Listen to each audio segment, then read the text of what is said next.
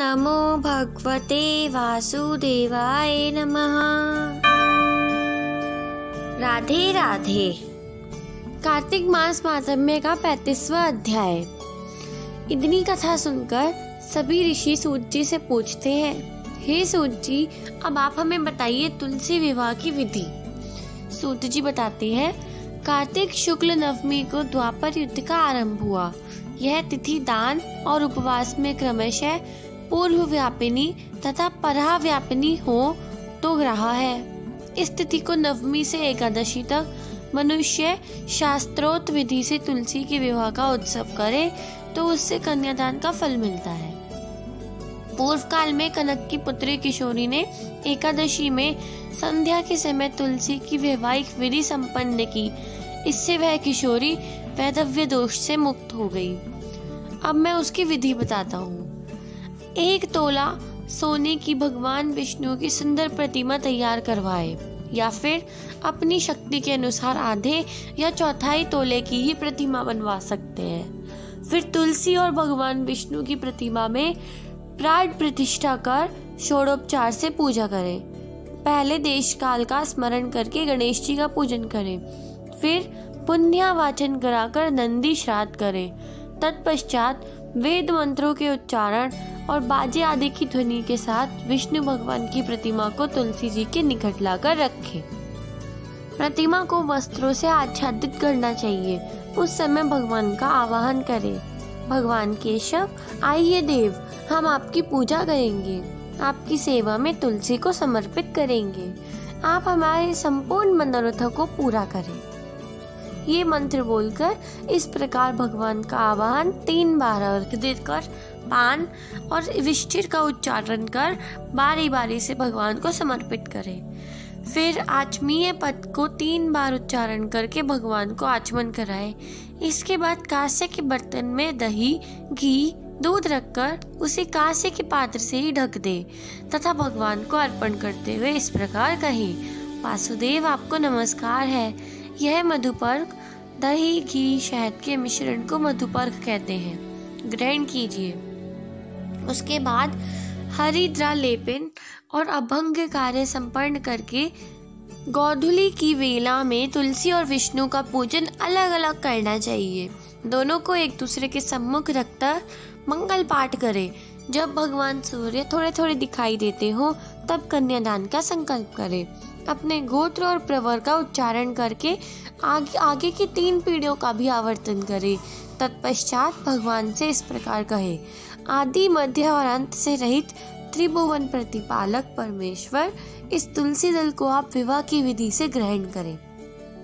यह पार्वती के बीज से उत्पन्न हुई हैं, वृंदा की भस्म में स्थित रहती हैं तथा आदि मध्य और अंत से शून्य है। आपको तुलसी बहुत प्रिय है, अतः इसे मैं आपकी सेवा में अर्पित करता हूँ। मैंने जल के घड़ों से सींचकर अन्य प्रकार की सेवाएं कर अपनी पुत्री की भांति इसे पाला है, पोसा है और बढ़ाया है। आपकी प्रिय तुलसी को मैं दे रहा हूँ, प्रभु, आप इसे ग्रहण करो।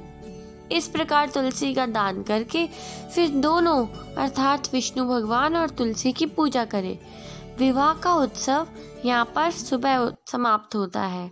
सुबह होने पर पुनः तुलसी और विष्णु जी का पूजन करें, अग्नि की स्थापना करें और उसमें द्वादक्षर मंत्र से खीर, घी, मधु और तिल मिश्रित हवनीय द्रव्य से 108 आहुति दे। उसके बाद स्विष्टकृत होम कर पूर्ण आहुति दे। आचार्य की पूजा करके होम की शेष विधि पूरी करें। इसके बाद भगवान से प्रार्थना करें, हे प्रभु, आपकी प्रसन्नता के लिए मैंने ये व्रत किया है। जनार्दन, इसमें जो न्यूनता हो वह आपके प्रसाद से पूर्णता को प्राप्त हो जाए। यही द्वादशी में रेवती का 4था चरण बीत रहा हो तो उस समय पारण ना करे। उस समय जो भी पारण करता है वह अपने व्रत को निष्फल कर देता है।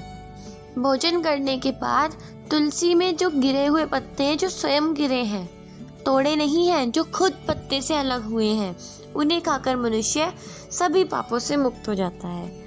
भोजन के अंत में ऊख, आंवला और बेल का फल आप खा सकते हो, उससे उच्छिष्ट दोष मिट जाते हैं। उसके बाद भगवान का विसर्जन करते हुए कहे, भगवान आप तुलसी के साथ बैकुंठ धाम में पधारे। प्रभु मेरे द्वारा की गई पूजा आप ग्रहण करें और सदैव संतुष्टि करें। इस प्रकार देवेश्वर विष्णु का विसर्जन कर मूर्ति आदि सब सामग्री आचार्य को अर्पण करे।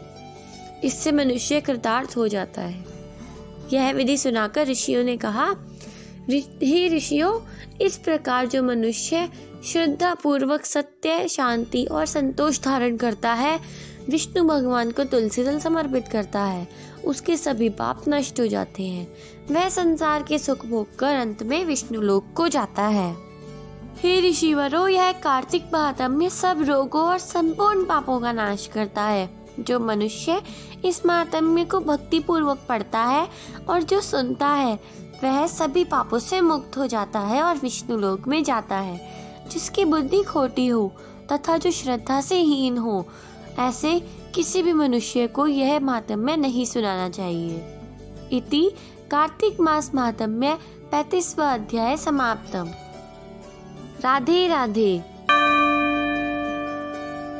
अनुपम कथा कार्तिक होती है संपन्न, इसको पढ़ने से श्री हरि होते हैं प्रसन्न। इस प्रकार कार्तिक मास महात्म्य के सभी अध्याय आज पूरे होते हैं। अगर आपको वीडियो अच्छी लगी तो वीडियो को लाइक कीजिए, शेयर कीजिए और चैनल को सब्सक्राइब करना बिल्कुल मत भूलिएगा।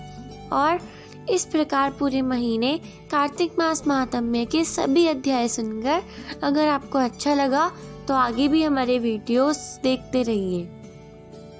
राधे राधे।